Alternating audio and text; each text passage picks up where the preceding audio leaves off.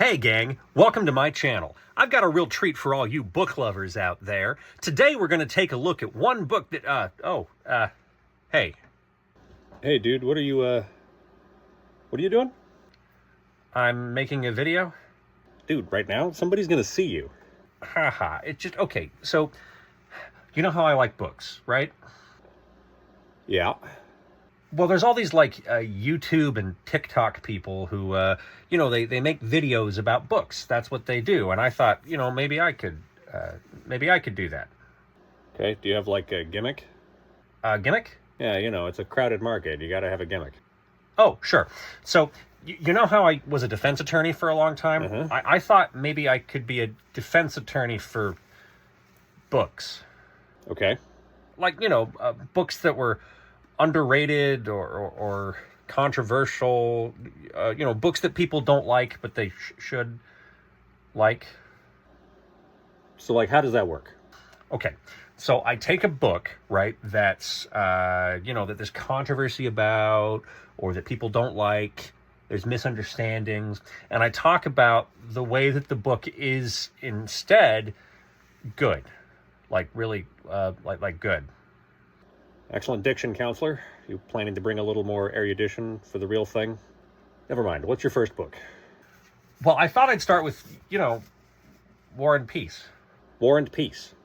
Yeah, it's really good, but people think it's boring, and they're wrong. It's really good. I want to talk about why people should read it and why it's worth their time. This is a very brave thing you're saying. What? I mean, War and Peace is good. It's a very controversial statement, right? What do you mean? Are you next going to do a nature documentary where you talk about how the Grand Canyon is deep or that Mount Everest is tall?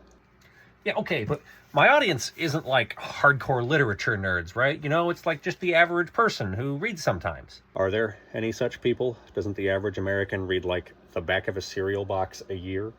Well, don't get all snooty about it. I'm not the one who's trying to start a YouTube series by talking about a 1,200-page Russian novel.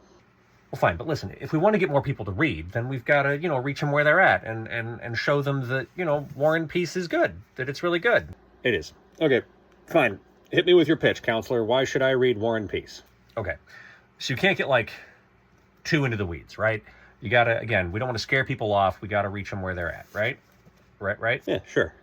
Okay, so something like this, okay? Hey guys, this week we're going to talk about War and Peace, Leo Tolstoy's famous novel about Russia during the Napoleonic Wars. Now, I know what you've heard. You've heard it's really boring and it's 1,200 pages long and that the first chapter is mostly in French, but never mind that. Listen up, guys. I'm here to tell you right now that it's real good. It's very good. And the characters are good and the plot is compelling and it's really good. It's really good. Dynamite shit, dude. Okay, well, look, that's just the first take, right? That's just like getting the ideas out there. You know what I mean? When was the last time you read War and Peace? 2019. Okay, so are you, ready to talk about it on air? Okay, I guess I should do some more prep work. Okay, let's put that aside for now. These little video things are a lot of work, right? Oh, man, it's just like you and a book and your iPhone, and it's all about the democracy of the internet, the democracy of the internet. Nah, man, you got to get a lapel mic or something. I mean, the audio quality on this is going to be ass, and the light isn't even consistent. Okay, but this is just for the start, right? No one expects me to be incredibly polished right out the gate. We're just trying to see if people are interested, right? You think you've got a big audience for this? Do you have a massive YouTube following I'm just not aware of? Well, okay, no, but look, here's the thing. Everyone's always saying that we've got to reach young men where they're at, right? I keep saying that, but and where they're at right now is short form video. Oh, you're trying to be the Joe Rogan of the left. Yes, exactly.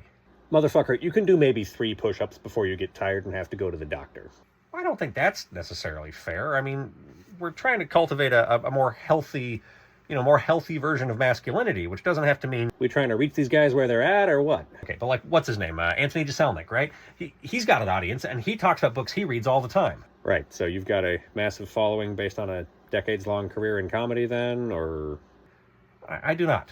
You reckon the guys that are watching 22-year-olds shout racist slurs on Twitch are Just really keen to hear about War and Peace from a guy who looks like a third-string pre-Soviet communist intellectual? You look like a guy who has really strong opinions about balance changes in League of Legends. You look like a guy who knows how to pronounce the KH sound in Dwarvish. Yeah, so they say it like a German ch sound in the movie, but if you read the appendices, actually, You look like you eat 3 cheeseburgers for lunch every so often while crying about how this is gonna be the last time. You look like if Animal from the Muppets was a wise yet worldly school janitor. I thought we were trying to work on, like, a more positive self-image. Look, I'm not trying to... You have other projects, right?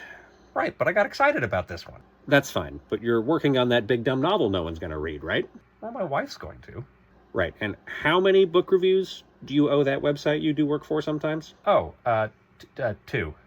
You have like a real job, 2. Right. And you still haven't finished Baldur's Gate 3, even though you've started it 3 times? Sure. And hey, how is learning the harmonica going? Anyway, these take like video editing skills, right? To make sure they're snappy and punchy and easy to follow. Do you have video editing skills? Oh, no. No. Right, so is this the time to take on a big new project? Probably not. Probably not. Okay. Also, like, what is the conceit of this sketch? Like, this sketch right here? Oh, it's sort of like an Inside Out thing, you know, where I'm like the manic side of us that's always got all these crazy ideas. I guess you're like depression or something. Nah, man, depression's over there. What's up? I think I'm just like the practical one or something like that. Right. And I'm the weird 11th hour pivot because you have no idea how to end this sketch. Anyway, War and Peace is good, though.